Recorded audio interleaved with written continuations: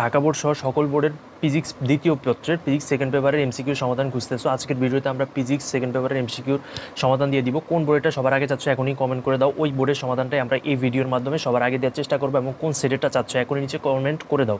আমাদের সমাধানের ভিডিওটা পরবর্তী ভিডিওতে আমরা দিব, কাজ চলতেছে, অথবা কমিউনিটি ট্যাবে তোমরা পেয়ে যাবে। সেজন্য চ্যানেলটি লাইক দিয়ে সাবস্ক্রাইব করে দাও। সাবস্ক্রাইব না করলে কিন্তু তোমরা ভিডিওটা তোমাদের কাছে পৌঁছাবে না। এখন অনেকেই বলো যে ভাই তাহলে এই ভিডিওগুলো কেন করেন? এই ভিডিওগুলো করার একটাই রিজন, সেটা হচ্ছে তোমাদেরকে জানিয়ে দেওয়া যে আমরা সমাধান তৈরি, নির্ভুল সমাধান তৈরির কাজ চালাচ্ছি। নির্ভুল সমাধানটা পেতে আমাদের চ্যানেলের সাথেই থাকো, যুক্ত থাকো।